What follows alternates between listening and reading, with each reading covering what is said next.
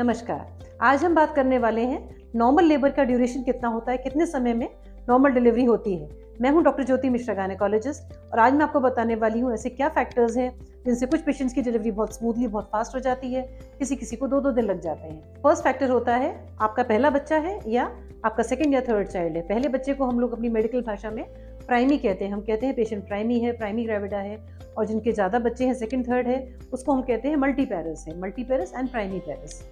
तो आप कई बार सुनते होंगे पेशेंट्स का फाइल में लिखा रहता है, आपके ओपीडी शीट्स में भी डॉक्टर्स लिख देते हैं प्राइमी। ये बहुत इंपॉर्टेंट होता है क्योंकि पहला बच्चा हो रहा है, वी डोंट नो आपका पैसेज कैसा है, आप कैसे पेन्स ले पाएंगी।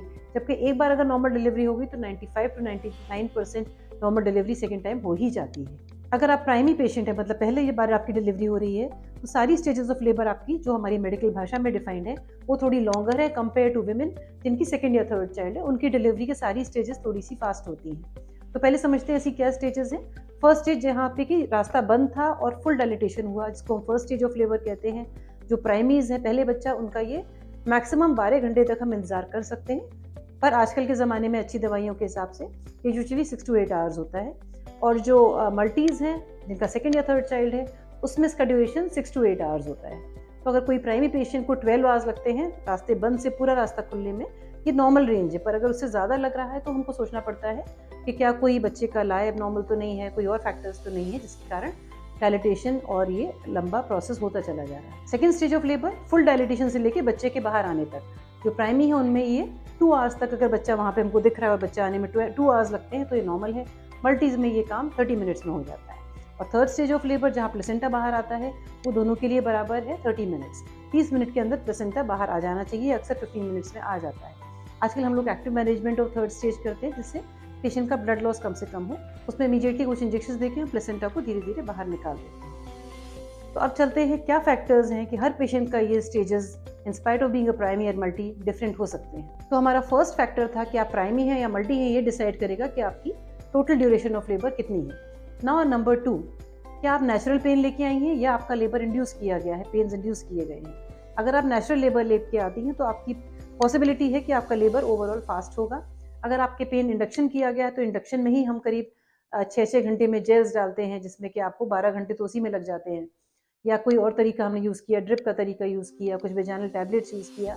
सभी में इनिशियल टाइम हमको लगता है लेबर में पेशेंट को भेजने में, उसके बाद लेबर का प्रोसेस शुरू होता है। तो अगर आपका इंड्यूस लेबर है तो आपको ज़्यादा समय लगेगा कंपेयर टू विमेन जो कि नेचुरल लेबर पेन्स लेके रास्ता खुलने पे हॉस्पिटल आती हैं।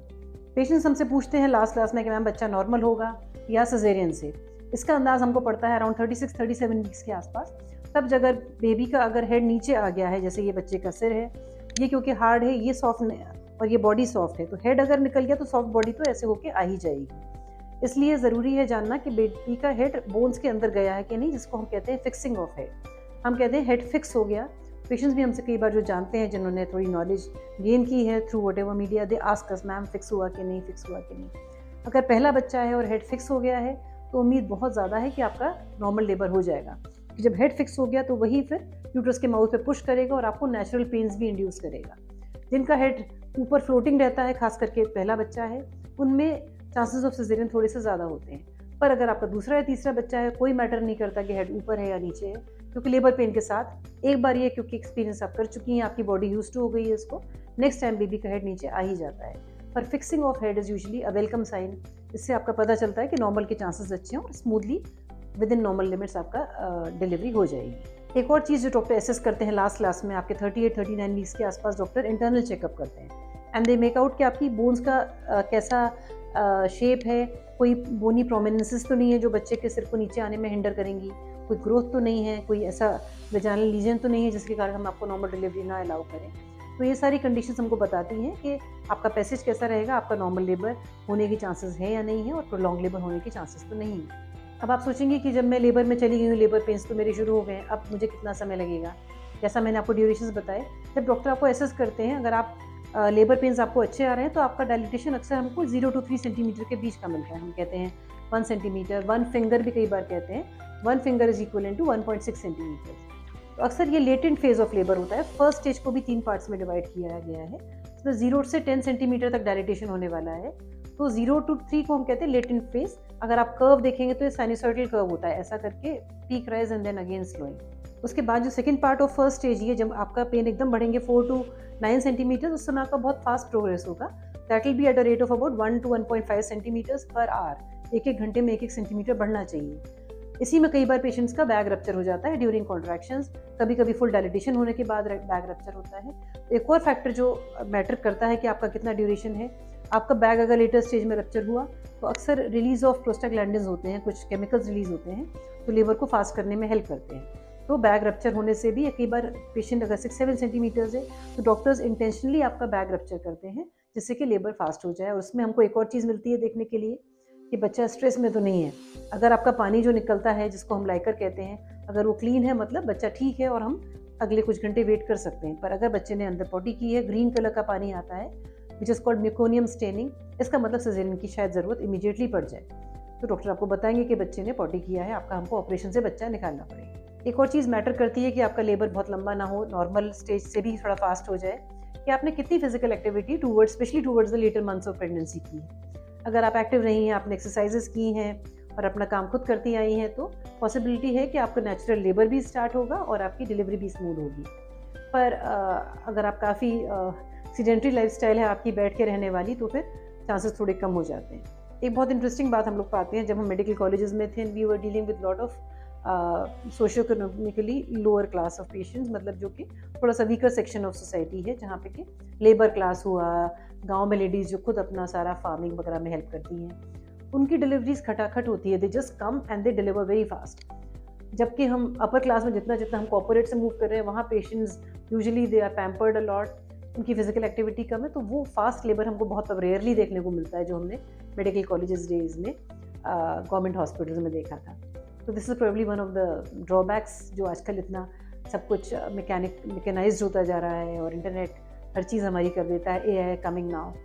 तो I think we have to go back to our roots and start doing the same activities. एक मिथ होता है, लोग कहते हैं घी खाने से बच्चा जल्दी फिसल के आ जाता है, विच इज़ रॉन्ग, क्योंकि घी तो हमारा मुंह से जाके इंटेस्टाइनल ट्रैक्ट से होता हुआ एनस से निकलेगा, जबकि बच्चा तो यूट्रस के अंदर है, वो अलग ही एरिया है। That does not give rise to normal delivery.